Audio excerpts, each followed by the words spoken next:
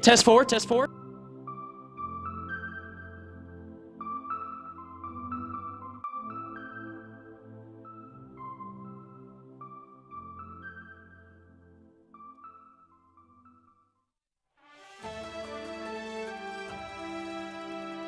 Here's the remote!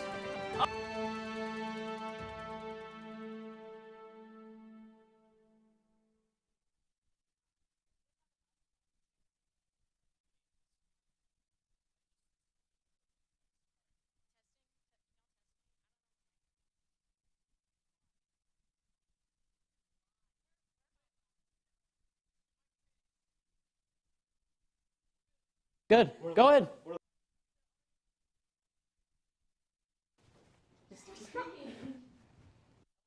And welcome to FSU Weather coverage of Hurricane Idalia. We're at 8 o'clock now, so we're going to go ahead and get started. We have a nice overview of Orlando skyline. We see the cloud cover associated with Hurricane Idalia, and well, this cloud cover has made its way up into the Big Bend region as well. Now we have some live look. We have ourselves a tornado or a severe thunderstorm warning just south of Jacksonville. So we've had these heavy rain bands we've been covering for you guys all along this afternoon. And well, these heavy rain bands, well, they might not be the brunt, mostly on the eye wall. They're still very strong. They can produce a lot of rain and wind and can cause flooding as well as tree damage. And so it's one of those things that you have to keep in mind if you are along the Florida Peninsula. Of course, a lot of people have already been dealing with it, but for people up closer to Lake City, Jacksonville, you guys are starting to get a taste of it today and tonight. Jacksonville, you guys have actually just now experienced it. If we can go ahead and zoom out and take a little bit of a broader look at the overall system. So there it is. We got ourselves our eye and our eye wall, and we actually might be having a second eye wall right there. Well, we can monitor that, but basically what we're looking for are basically indicators of possible eye wall replacement cycle, also just rapid intensification in general. So that's something we'll keep an eye on because that has implications for us here in Tallahassee. But we've seen these rain bands really just stretch across the Florida Peninsula, causing a lot of mayhem today. But we'll see even more mayhem as it goes towards the Big Bend region, and that eye wall with all those very strong winds finally makes its way on shore. But again, this is a very dangerous situation. We've been covering, again, what is involved with preparing for hurricanes, what's involved with the hurricanes themselves. They have multiple different hazards that they create. That's what makes them so significant. They, of course, cause flooding. We have all these rain bands for a reason. They drop a lot of rain onto the places that maybe the center doesn't even come close to. Of course, we've been seeing, let's just see between Fort Myers and the center what the distance is right now. So I would estimate probably somewhere around 200 miles, but can we get a distance tracker on this? Maybe, maybe not. Either way, you can see that it's quite a distance away. And so even though it has the center has been staying off coast, places like Fort Myers and Tampa have been experiencing a lot of rain, and they're going to experience a lot more with this new rain band that's about to make its way onto shore. Of course, the center is expected to go up into the northeast. As it does, it's going to continue to hug this coastline until it reaches the Big Bend region, when it will finally come ashore and wash across the rest of the North Florida region and into South Georgia. So we're going to have to keep an eye on this rain band. It will continue to cause heavy rain. One of the other things, though, I mentioned rain already, but a lot of times with these hurricanes, they can cause a lot of fatalities and just overall damage because of storm surge. Storm surge is the leading cause of death, and we have one of these situations where the onshore flow is actually going towards the bay, Tampa Bay, and that is actually going to exacerbate the issue just because you have this funneling mechanism where all of a sudden you have all this water trying to squeeze into the bay. And what happens then, we're going to see even more surge and possibly more dangerous situation for Tampa. Of course, a lot of people have already taken to the roads and left if they've been in an evacuation area, but if you haven't left and you have been told by officials to leave, you can still probably make it. This next rain band isn't there yet, as long as you're in North Tampa, or on the eastern side of the metro. So that is one thing to keep in mind, especially as it continues to make its way up north. Of course, I said the bay can be a funnel, but also the Big Bend itself can be a funnel. We see this nice little armpit, I guess we can call it, of Florida, and basically this water all the way over here, it's going to be dragged around and then thrown up. So basically all this water is going to push its way up into the bay, or up into the Big Bend. And so what that does is it exacerbates the issue. It makes this storm surge even more of a threat for places along between Apalachicola all the way down into Cedar Key. So again, we've been talking about it all day long. The storm surge is a threat. We also start to see these rain bands start to make their way into the Big Bend region. So we're about to get a taste of Idalia. We're going to get the whole course tomorrow. But again, this is a dangerous situation. And I guess I can mention the last hazard, of course, is wind. Wind is not something to be a slouch about, but it is something we kind of focus a lot on. Wind is not the main cause of fatalities when it comes to hurricanes. Most of the time, that's storm surge and inland flooding. But rain does cause a lot of damage and can still take lives. Of course, don't go outside whenever you're in the eye wall or whatever. I mean, that's not a good decision to make. But wind is going to cause probably a lot of power outages in this region. We have a lot of trees, and we still don't have a lot of well-constructed towns and cities. So what that causes is a vulnerability because a lot of people have electrical lines that are right next to trees that can easily be tugged down. Now we'll look at this visible satellite, actually this IR, and basically what this is showing is cloud top heights. The cooler the cloud tops, which is that darker color and whiter color actually. The darker, that's the higher up the clouds are, but that means you're seeing these thunderstorms pop up, and you're seeing this, basically this heat engine is what we call it, start generating. It's really just feeding off the warm sea surface temperatures. And we can start to see that a little bit with the visible satellite. We can see a few of the hot towers. You can see them kind of like little freckles around the eye, and you can also see the eye itself starting to clear out. And we expect by morning, as it reaches that Category 3 strength, that we'll probably start to see that eye clear out. And of course, that's always an indicator of some of those major hurricanes. When you look at historical hurricanes such as Ian, Michael, going all the way back to Andrew, you usually see those satellite imagery of the hurricane right before it makes landfall or whatever, and it has that eye, that clear eye. It's very ominous, and we're seeing Idalia start to form that now. But enough with that. We're going to go ahead and toss it over to the wall and get a little bit more detail-oriented on Idalia and just get more of the facts, see some of the models. Yes, thank you, Chandler. So right now we're going to take a look at a couple models and see things closer as in terms of power outages across the state and when we could possibly see effects. So right now we've got the GFS model pulled up right now. This is the American model, and as you can see, it's depicting Hurricane Idalia to cross right over through the Big Bend. So we will be seeing those effects very soon. Oh, 1 second, my bad. Okay, and then taking a look over to the European model. Again, very similar. We're going to be seeing, again, a very similar path as Idalia. This is the earlier formations, and it's currently predicted, again, passing through the Big Bend region, and we will be seeing that very soon as we go into the late evening hours. And so we're going to take another look at another satellite imagery. So this one is very depictive. As you can see, we're starting to see the eye form through the storm, as well as the effects along the Florida western coast. So again, lots of rainfall and wind throughout St. Petersburg, Tampa area, and across the rest of the Big Bend as well. And we will see it continue to strengthen and build its way up throughout the night. And now we're going to take a look at power outages.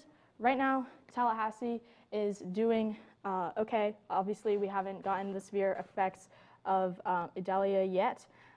Here's another map depicting power outages throughout Florida. So currently, there's only a couple areas south of Leon County and central northeastern Florida. So we're not seeing too much of that yet, But again, as we go into the night, the winds will pick up. It is very, very likely that we're going to see lots of power outages throughout the state, especially here in Leon County and Tallahassee. You know, the grid is very vulnerable, and we are probably most likely going to see effects from that.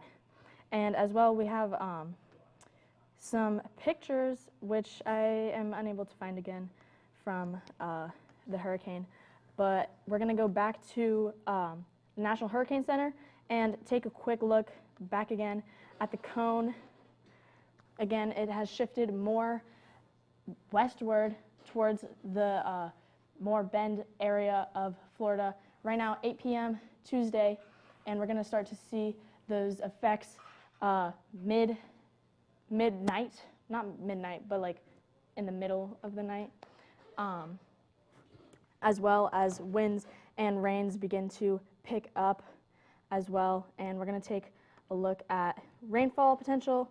Again, it's going to be very floody throughout the entirety of Florida.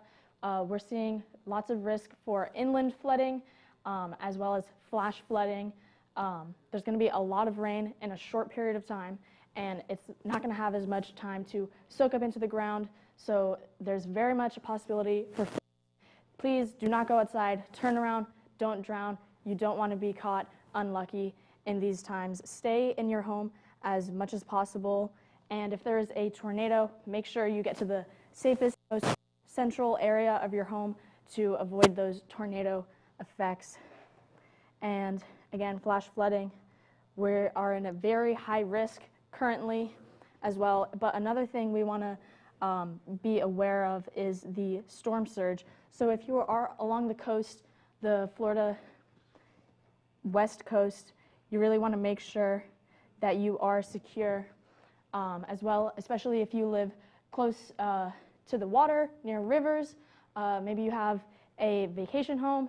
Hopefully you have already made your preparations, because as we go throughout the night, there is very little time to do anything, as well as we will be in nighttime hours, so there's going to be a lot less visibility, and it's going to be very hard to see effects and damages due to the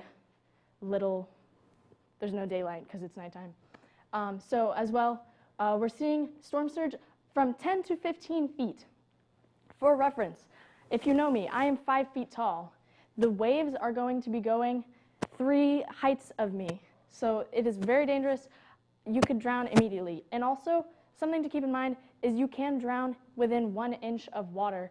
So these storm surges are not to be taken lightly. It's very serious. Do not catch yourself trying to catch a wave. Not a good idea as well. So make sure you can go as inland as possible. Throughout other areas, we're seeing 7 to 11 feet, 6 to 9 feet. More closer to the Big Bend, we're seeing anywhere from 3 to 11 feet. So again, if you haven't evacuated yet and you're on the coast, now is your last chance. These are our last chances to make any final preparations as you can, because as we go into the overnight, there will be no time for anything. And as well, like I said, visibility will be reduced, and we're going to feel all the effects, but you won't be able to see it because it will be dark outside. And as well, things will be even worse if the power goes out, which we are expecting, because then when you have darkness outside and it's dark inside your home as well, things can get a little scary, especially if you have small children, pets. Make sure you take care of them. Inform your kids as much as you can. Make everyone aware of what we can expect, and again, make any final preparations you can within the time that we have. So we're going to look at another graphic right now. One moment. And we're going to take a look actually at the wind speed probabilities. So this is where things are getting hot and heavy. We're going to see lots of wind. I know I mentioned earlier, I'm very concerned about trees and flying debris.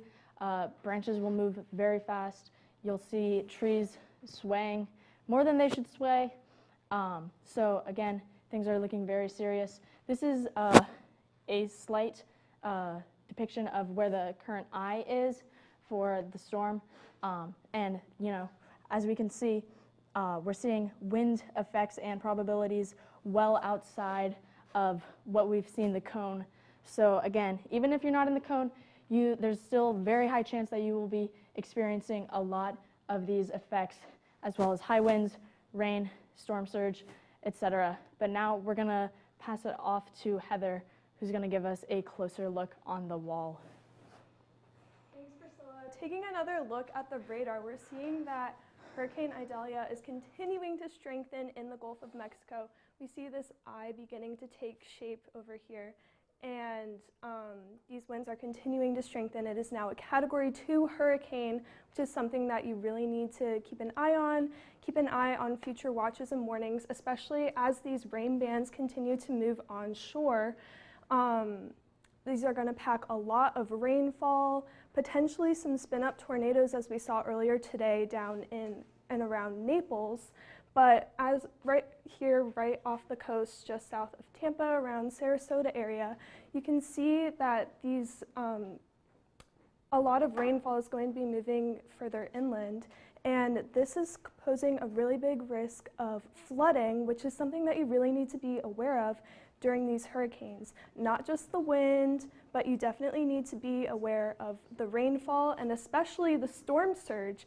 As this storm continues to move north, that's going to funnel a lot of water up the coast and into these areas, which is going to bring higher sea levels, and with the full moon, this is going to make the tides even higher. So this is a really big risk that you need to be aware of, especially Tampa Bay here, where that water is just going to funnel right in, and they're forecasting between 4 and 7 feet of storm surge potentially. So that is a really big risk that you need to be aware of. If you're in any of these areas, listen to the emergency managers and all of these people who are just trying to make sure that you remain safe, and keep an eye on any future watches or warnings that are going to be issued.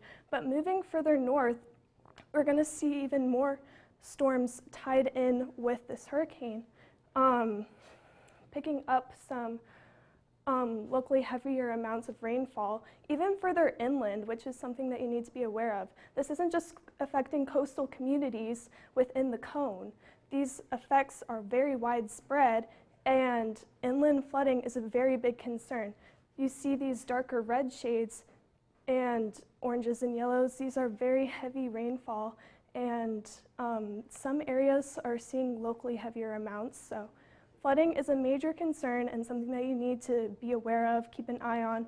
There are big risks of flooding, especially as we move over into Tallahassee as well. Right off to our northeast, there are a couple scattered storms and a couple storms that are beginning to come in off of the coast as well. And these are going to pack a real punch, a lot of rainfall.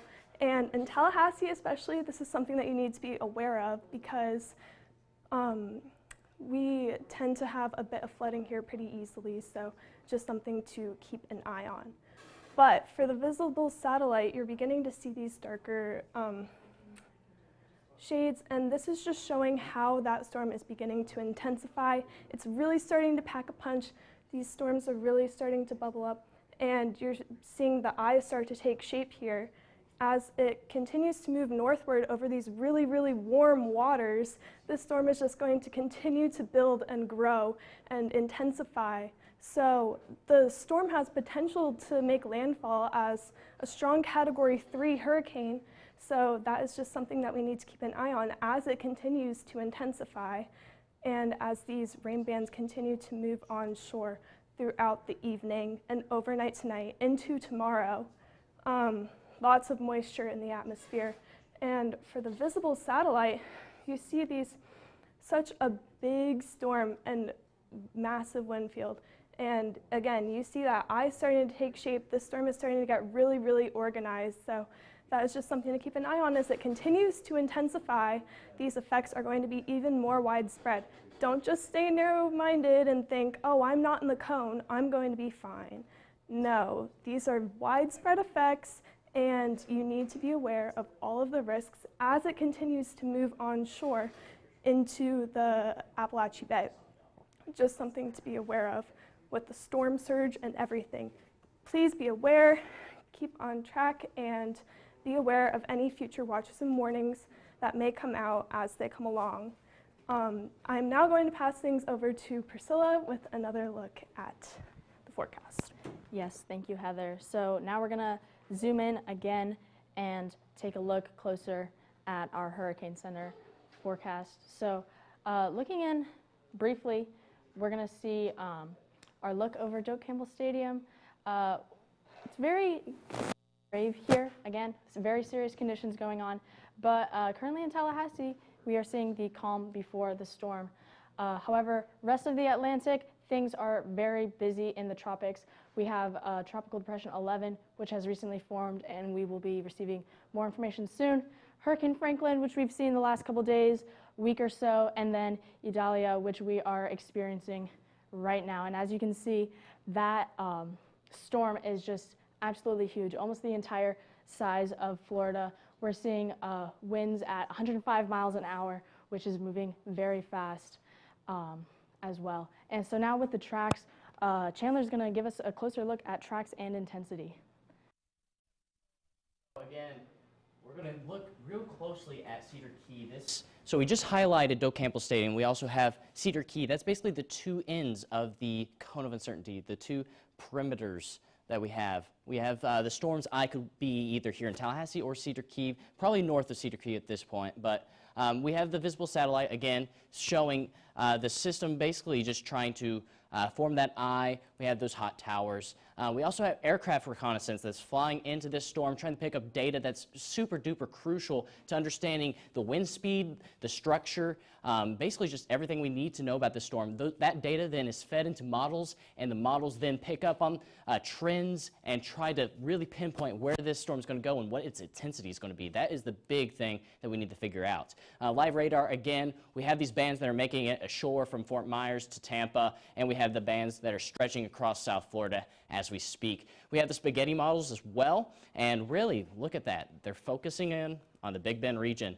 We have this very far gray line. That's actually the NHC, so they're a little bit to the east of where all the other models are pointing. The models are really pointing towards a Wakulla, Perry County landfall, somewhere in between there.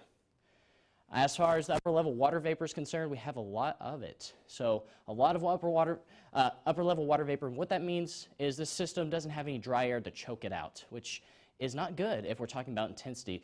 Storms, one of their main inhibitors is dry air, like we see over here, that brown, but you don't really see that anywhere. There's a lot of whites, blues, and pinks. That's a lot of wet air. And basically, the system really feeds off that tropical moisture. Once you start getting dry air, the rains are a little bit, rain bands struggle to form, and the system really breaks down.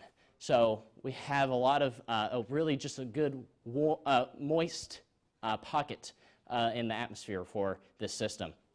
Additionally, its track, its track is kind of short. You know, once it makes landfall, it's not that far away, but it still has a lot of warm water to go over as it makes its way towards the Big Bend, and it's going to feed off of that warm water as it goes towards somewhere between Tallahassee and Cedar Key. It's quite a dangerous situation because we know that with these systems, they can feed off of that warm water and really get going. And it's just important to keep in mind that even though this is said to be a 3, always prepare for a category above that, so prepare for maybe a 4, because this thing could go under rapid intensification and things could change rapidly. There is a little bit of shear, though, that's trying to inhibit that growth, so we'll see what the intensity actually comes out to be. We'll probably know a little bit closer to the 2 a.m. NHC advisory. But Priscilla, explain to us, what is Saffir-Simpson scale? Yes, so the Saffir-Simpson scale, which we're going to take a look at next, is basically explaining the levels, different levels of hurricanes that we go through. So we're going to take a look. One, this is what we were seeing Idalia as earlier today, and I don't think a little bit of yesterday, still tropical storm yesterday. But so with this, we have our winds 74 to 95 miles an hour, very light storm surge, but again, this is still a very intense storm. It is higher than a tropical storm and can cause damage.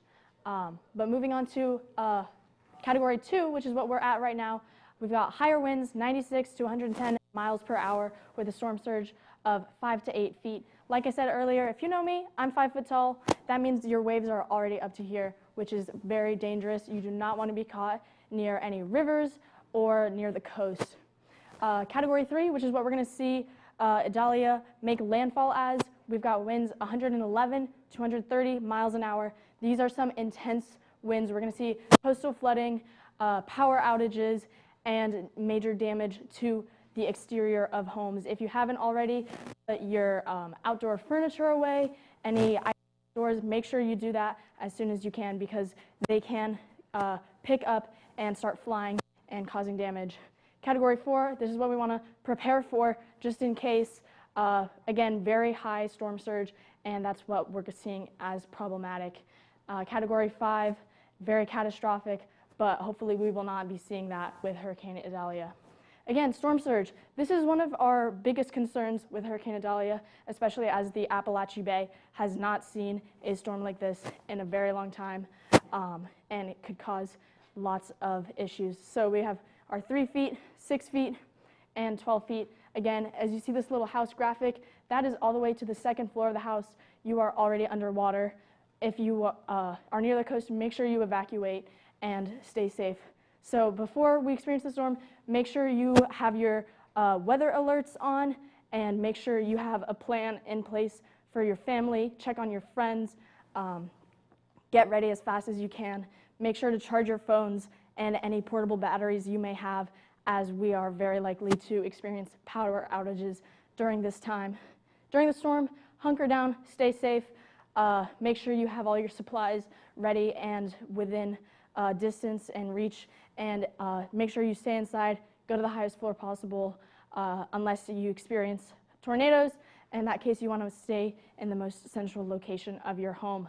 After the storm, you want to be very careful for debris and roadways. Pay attention to your local officials, and you want to avoid electrical equipment and whatnot. But now, Chandler's going to give us another look.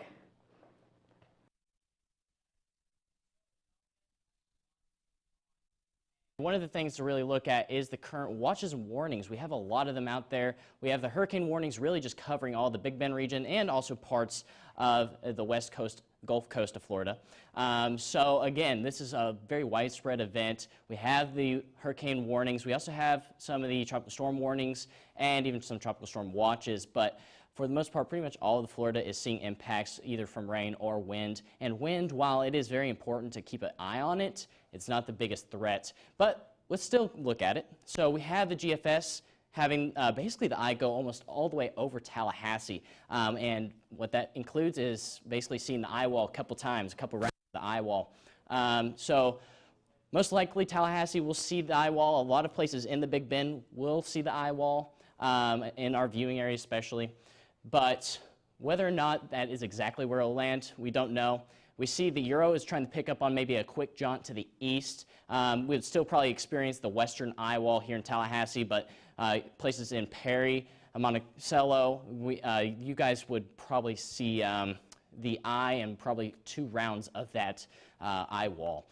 So again, that's something to keep in mind. As far as the WPC flood potential for today, we have a pretty high flood potential at moderate 3 out of 4 risk for places along the coast of the Big Bend. Just inland, we see a slight risk for flooding, but again, it's going to be a quickly evolving situation, so keep that in mind. Things could turn really bad really fast with this type of tropical rain.